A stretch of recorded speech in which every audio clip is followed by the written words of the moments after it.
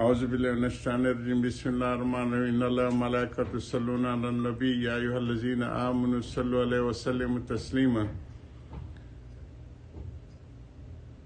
یا ربی صلی وسلم دائما ابدا اللہ حبیبک خیر خلق کلہم۔ صبر الصلاح سے ہماری نشست جاری ہے حضرت کا آج ہم 218 نمبر صفحے پہ ہیں PDF فائل کی۔ ان اللہ ما اخذ واللہ ما اوتی وکل عنده باجل مسمى فلتصبر ولتحتسب۔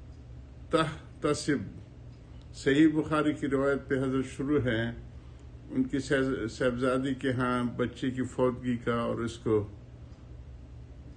اسی کے اوپر آگے چل رہے فرمایا کہ اللہ ہی کا دیا ہوا ہے جو کچھ ہو، یا اللہ ہی کا ہے جو لیا، دینے والا بھی وہی ہے لینے والا بھی، پس صبر کریں اور ثواب کی امید رکھیں۔ یہاں اخذ و عطا ہے، اور اخذ و عطا ہی تجارت کی حقیقت ہے۔ یہ حدیث میں جو الفاظ ہیں ان اللہ ما اخذ اور جو واللہ ما اوتی، یہ ہے سمجھ، تو اس میں اخذ اور عطا کا ہے، اور اخذ و عطا ہی تجارت کی حقیقت ہے کہ مال کے بدلے مال دیا جاتا ہے، یا پیسے دیے جاتے ہیں، کرنسی دی جاتی ہے۔ یہاں معصوری تجارت ہے، حقیقی تجارت نہیں، کیونکہ حقیقی تجارت تو یہ ہے کہ اپنی چیز دے اور دوسرے کی لے، اور یہاں جو کچھ ہے سب خدا ہی کا ہے، دیا ہوا بھی اس کا ہے اور لینے والا بھی وہی ہے۔ اس کی ایسی مثال ہے جیسے ہم بچے کو کوئی چیز بطور اباحت دے دیں، کیونکہ بچے کی ملک نہیں ہوتی ہے بلوغ سے پہلے، تو اس کو استعمال کے دی جاتی ہے، اس کو اباحت کہتے ہیں کہ استعمال کر سکے، ملکیت نہیں ہوتی۔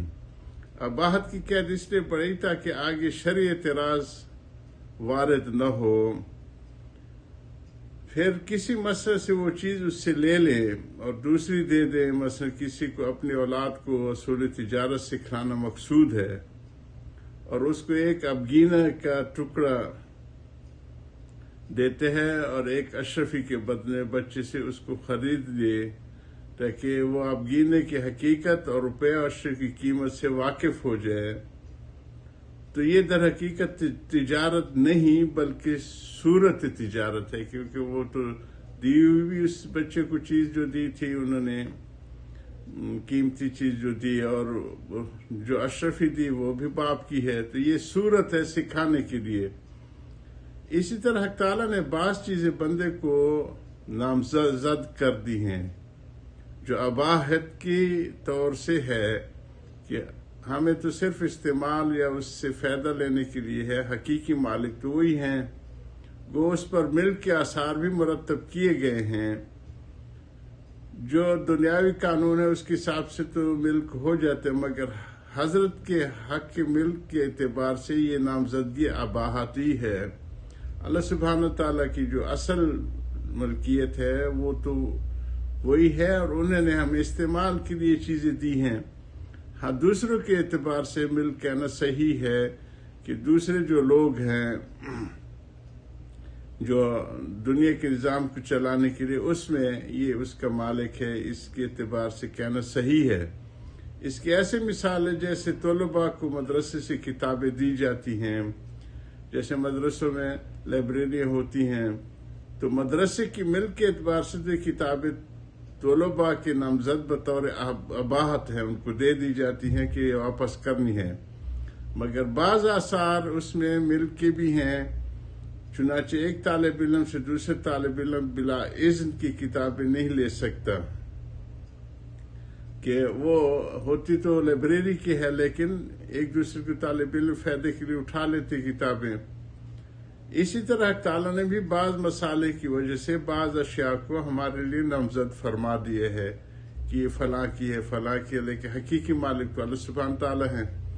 ایک مسئلہ تو یہ کہ نامزدگی میں بندے کو حز آتا ہے، اس کو ایک لطف آتا ہے کہ میرا بیٹا ہے، میرا مال ہے، کہ میرا مال، میری بیوی، میرا بچہ، میری زمین، میرا مکان وغیرہ وغیرہ۔ دوسرا یہ کہ تاکہ اس سے کوئی چھین نہ سکے. اگر نامزدگی نہ ہو اور بندے کی ملک نہ ہو تو کسی کے پاس کوئی چیز سلامت نہ رہے. اور یہیں سے میں کہتا ہوں کہ حقیقت شریعت کی محتاج ہے. یعنی وہ حقیقت جو عام طور پہ صوفیاء کے ذہن میں ہے، اس کی شرح میں بین قوسین حضرت لکھتے ہیں، ورنہ طریقت اور حقیقت شریعت ہی کے اجزاء ہیں دونوں. بعض ناسمجھ لوگ جو کہتے ہیں کہ یہ طریقت ہے اور یہ حقیقت شریعت ہی کی جز ہے، یہ سارے دونوں کو ملا کے اسی کو شریعت کے ظاہر اور باطن کے مجموعے کے نام ہی شریعت ہے. مگر جس حقیقت کو جہلاء صوفیاء گاتے پھرتے ہیں، میں کہتا ہوں کہ وہ بھی شریعت کی محتاج ہے. اگر شریعت نہ ہو تو صوفی صاحب کی تسبیح و مصلی نذرانے اگر کوئی مولانا لے جائے پھر وہ برا نہ مانیں گے. در حقیقت مالک ہر شے خداست، این امانت چند روز نظم است. حقیقت میں ہر شے کے مالک خدا تعالی ہے. یہ امانت چند دن کے لیے ہمارے پاس ہے. یہ جو ہمارے ہاں پھر دو چیزیں ہو گئی ہیں نا. ایک تو خشک مولی ہو گئے ہیں جو صرف من تفقہ ولم یتصوف، وہ پھر باطن کی چیزوں کو نہیں مانتے، فقط تفسق. تو ان کی پھر اپنے ہی وہ ہوتی ہیں فسق و فجور کی باتیں ہوتی، ہر ایک پہ فتوی کی جو ہے تلوار لٹکے رکھی ہوتی ہے. دوسرا ہے من تصوف ولم یتفکر، کہ اس نے تسبیح تو لے لی جیسے حضرت فرما رہے ہیں، مصلی اور نذرانے بھی شروع کر دے، ولم یتفکر، اور شریعت کو ساتھ نہیں جوڑا، شریعت کی تعلیم کو، احکامات کو، فقہ کو نہیں جوڑا. فقط تزندق، تو یہ زندگی میں جائے گا. من جمع بینہما، جس نے دونوں کو اکٹھا کر لیا، فقط تحقق، تو محقق یہی لوگ ہوں گے جو حقیقی شریعت پہ عمل کرنے والے ہوں گے، کہ ظاہر کی بھی اصلاح ہو، باطن کی بھی، فقیہ بھی ہو، اور اکابر صوفیاء کی معالجات کو بھی ماننے اور جاننے والا ہوگا اور عمل کرنے والا ہو. حقیقت میں ہر شے کا مالک خدا تعالی ہے. یہ امانت چند دن کے لیے ہمارے پاس ہے. جب بندے کی کوئی شے نہیں، نہ اس کو حق کی ملک حاصل ہو، تو مولانوں کو یہ کہنے کا حق ہے کہ کچھ دنوں خدا کا مال تم نے برتا، اب ہم برتیں گے. اعتراض اور ناگواری کی کیا بات ہے؟ اگر شریعت نے حدود مقرر نہ کی ہوتی تو پھر تو اس قسم کے جھگڑے ہوتے. جیسے مولانا نے ایک جبری کی حکایت کو لکھا ہے کہ وہ ایک شخص کے باغ میں گھس گیا. یہ عقیدہ رکھنے والے جو تقدیر اور اس کی جو ہے اختیار اور جبر کی یہ کافی تفصیل ہے عقائد کی، اس میں سے اس قسم کا تھا کہ وہ جبر کے جو ہے عقیدے کا قائل تھا کہ ایک شخص باغ میں گھس کر مالک کے سامنے انگور توڑ کر کھانے لگا. مالک نے کہا میاں یہ کیا حرکت ہے، نہ اجازت دی نہ قیمت دی اور میرے باغ میں لگی تصرف کرنے. جبری نے کہا بس خاموش بیٹھا رہے، باغ بھی خدا کا، پھل بھی خدا کا، میں بھی خدا کا، تو روکنے والا کون ہے؟ مالک باغ بڑا ہوشیار تھا. اس نے اپنے غلام کو آواز دی کہ ایک رسی اور خط کا لانا، ڈنڈے آجے. غرض دونوں نے رسی میں جبری کو باندھا اور کٹائی شروع کر دی. اب لگے چلانے. مالک کے باغ نے کہا رسی بھی خدا کی اور یہ ڈنڈا بھی خدا کا، میں بھی خدا کا، تو بھی خدا کا، پھر چلاتا کیوں ہے؟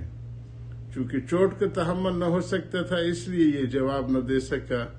یہ چلانا بھی خدا کی طرف سے ہے، اس لیے اعتراض لغو ہے.